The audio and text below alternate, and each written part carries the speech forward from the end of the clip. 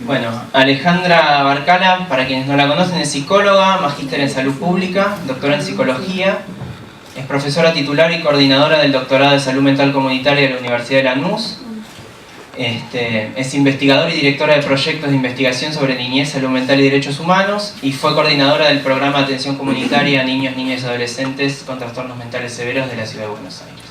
Muchas gracias por invitarme. Para mí es... ¿Lo podemos hacer? Bueno, ahí está. Es un placer estar compartiendo este espacio y comentando el libro de Alejandro. Y es un placer porque muchos niños y niñas están presentes en este libro. Y son muchos niños y niñas con profundo padecimiento psicosocial. Quizás los niños y niñas más vulnerables que hay en nuestro país. Son niños, niñas y jóvenes que han sufrido traumatismos sociales muy importantes que impactaron en su subjetividad y cuyas manifestaciones de sufrimiento son leídos en términos psicopatológicos y pensados y definidos en términos psicopatológicos, estigmatizados y por lo general atendidos o consultan en los dispositivos de salud donde la mayor parte de nosotros desarrollamos nuestras prácticas. Y estos son los niños y niñas que interpelan a Alejandro y que lo convocaron a escribir este libro. Niños solos, niños en situación de calle, niños privados de cuidados parentales, niños en las peores situaciones de vulnerabilidad psicosocial que podamos pensar. Por eso es un libro con un importante valor en función de la posibilidad de repensar la infancia que se encuentra en los márgenes en nuestro país. Pero además es un libro que está basado en un relato de una experiencia vivida, en el marco de un trabajo de residencia, en el marco de un trabajo que Alejandro hace desde una mirada psicoanalítica y pone a trabajar todas las teorías, no solo desde el psicoanálisis, sino desde distintas teorías para poder pensar esta complejidad y para poder poner en tensión tanto los nuevos marcos normativos que tenemos en nuestro país, que es la Ley de Protección Integral y la Ley de Salud Mental, como las respuestas institucionales y las prácticas vigentes. Y esto nos invita a todos y a todas los que trabajamos con niños y con adolescentes a participar, mientras que vamos leyendo el libro, de esta experiencia que él nos va relatando.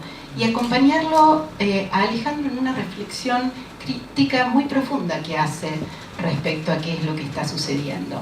Porque se hace muchas preguntas, el libro es un libro que está plagado de preguntas vinculadas a sus prácticas y de reflexiones, y no solo sobre los obstáculos, sino también sobre las potencias que tenemos todos aquellos que trabajamos con la niñez y que tratamos de aliviar de alguna manera el profundo sufrimiento psíquico que tienen los niños. Pero mientras que yo leía el libro, lo que me parecía más interesante era la honestidad, la sinceridad y la valentía con la que Alejandro lo había escrito, porque en realidad, si voy a tirar eso, porque es muy difícil contar la clínica de lo que uno trabaja y tratar de articular esto con ese nivel de honestidad con el cual yo me iba encontrando a través de lo largo de este libro, porque me permitía cuestionarme algunas cuestiones que no había pensado, a sentir algunas cosas con Alejandro, disentir algunas cosas con Alejandro, comprender algo de la complejidad que implica las problemáticas de salud mental de los niños hoy y construir también un nuevo horizonte de significaciones frente a la complejidad de las prácticas.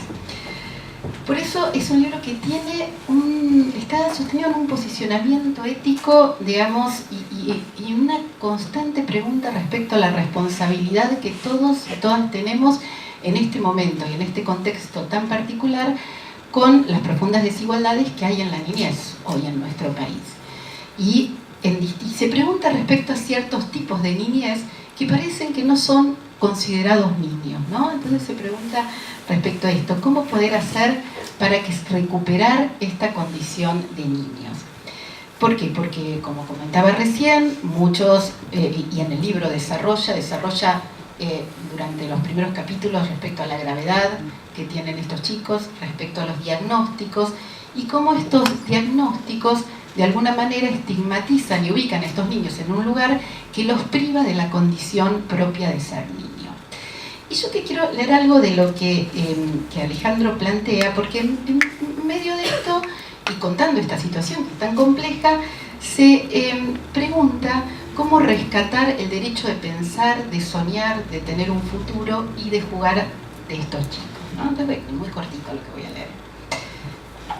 Contando respecto a un niño particular de 6 años, cuenta esto, y lo escribe con Melina, ¿no? Y lo piensan con Melina juntos, y dice: durante su segundo día de internación, en el momento... voy a cambiar de tiempo porque siempre estoy como complicada con cuál veo de lejos y durante el segundo día de internación, en el momento de retirarnos de la sala, M comenzó con uno de los episodios de agresividad antes mencionados. Tiró un banco. Ante esa acción le pregunté: ¿es un puente? Como no tuve respuesta alguna por parte de él, le dije: ah, no me había dado cuenta, es un caballo. Y junto a su médica hicimos como que montábamos el caballo. Ante esto, M dejó de golpear y comenzó a galopar con nosotros. Tiramos despacio otro banco y le propusimos jugar una carrera, lo cual lo entusiasmó mucho. Así M comenzó a jugar y la agresividad quedó a un lado. Cuando le dijimos que los caballos estaban cansados y debía irse a dormir, nos ayudó a levantar los bancos despacito sin hacer ruido. Esta es una de las viñetas que cuenta en el libro Alejandro, pero que por un lado grafican esta situación de cómo jugar con un niño, cómo recuperar las prácticas, porque el eje de este libro está puesto en las prácticas, ¿no? En cómo los profesionales debemos intervenir frente a la profunda angustia que tienen estos chicos y frente a todas esas manifestaciones que tienen, que son manifestaciones que rápidamente son pensadas en términos de psicopatología, ¿no? Y acomodadas con algún diagnóstico, que por ejemplo con estos niños son o psicosis o trastorno reactivo de la personalidad o esquizoide o bueno, distintas cosas muy feas que con los cuales se nombran a niños con altos niveles de sufrimiento, ¿no? Entonces su problema, digamos, el problema principal que trae el libro y que él se pregunta es cómo generar prácticas transformadoras frente a la angustia que estos niños tienen, ¿no? Cómo recuperar las voces de estos chicos, ¿no? Cuenta una serie de ejemplos y él se pregunta cómo albergar, cómo escuchar a un niño y cómo recuperar parte de la subjetividad que estos niños tienen. Y el libro habla de esto. Y habla de esto desde un cuestionamiento muy fuerte de las prácticas, o sea, hace un cuestionamiento fuerte de las prácticas, sobre todo lo que comentaba, de las contenciones, de las internaciones como único recurso, de que frente a la gravedad, digamos, la única herramienta que se encuentra es esto, pero a su vez es muy cuidadoso de los colegas, y a mí me llamó mucho la atención, porque es muy cuidadoso de las prácticas, de muchos colegas que sí están haciendo prácticas instituyentes en los distintos servicios. También cuestiona fuertemente muchas prácticas que se desarrollan en las diversas instituciones. Por otro lado, también recupera la angustia que todos los profesionales sentimos frente a la profunda angustia que estos chicos nos traen. Yo no quiero dejar de mencionar porque hace 6 años falleció en el Hospital Borda un paciente que se llamaba Matías Carbonell y hoy fueron procesados los profesionales que permitieron que este chico muriera. Este muchacho joven falleció producto de lesiones importantes producidas en el hospital, que era el lugar donde debía ser cuidado. Y justamente este libro plantea una práctica en las antípodas de eso, ¿no? Una práctica que visibiliza que el modo de construir prácticas también constituye subjetividad e identidad, y que como miremos nosotros a los niños, constituimos a los niños, y que muchas veces en las instituciones generamos identidades denigradas y estigmatizadas. Y por eso pasa, Alejandro, de hablar de casos a hablar de niños y niñas, ¿no? Hablar de prácticas que recuperan voces y armar propuestas pero que logren, digamos, rescatar las palabras de los niños en los contextos en los que viven, en los complejos contextos que él contaba, donde no podemos no pensar lo social, lo situado, lo histórico. En un capítulo, el capítulo que escriben junto con Melina y que comentan, hablan respecto a la internación en un momento de niños, para dar solamente un número. En el año pasado, en 2015, la Defensoría General de la Nación contó 1.400 internaciones nuevas de niños y niñas en la ciudad de Buenos Aires. Digamos, muchas de estas internaciones eran de niños menos de 10 años, digamos, ¿no? Y junto con Juan Noel Varela también cuenta en otro capítulo respecto a la multiinstitucionalización por la que estos chicos pasan, porque muchas veces estas internaciones son reinternaciones, productos de que no encontramos los modos de dar respuestas y alojar este sufrimiento. Alejandro en su libro hace una propuesta pues, respecto a cómo cambiar esto. La última parte se llama Alternativas innovadoras que tenemos de transformar la realidad y atenuar el sufrimiento. Por eso es un libro que además es optimista, porque si bien nos visibiliza una realidad que es muy importante conocer, nos propone una propuesta que hace que podamos pensar cómo trabajar mejor. Y para terminar quería leer otra parte que también escriben en el libro y que en realidad toman de Galeano, ¿no? Toman un fragmento de Galeano que se los voy a leer porque es cortito y que dice: Fernando Silva dirige el Hospital de Niños en Managua.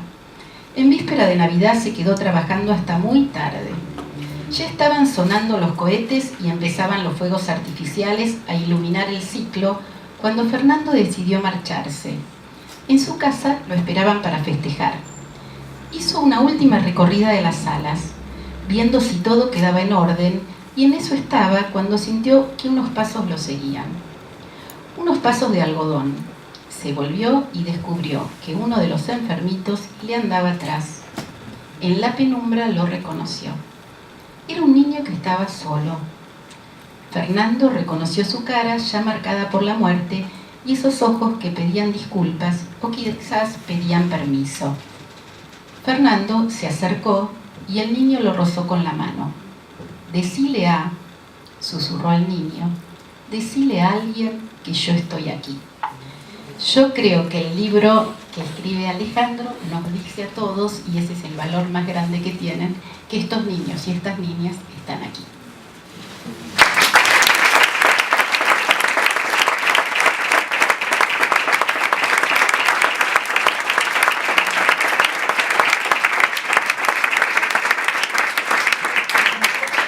Voy a tirar todo por las aires.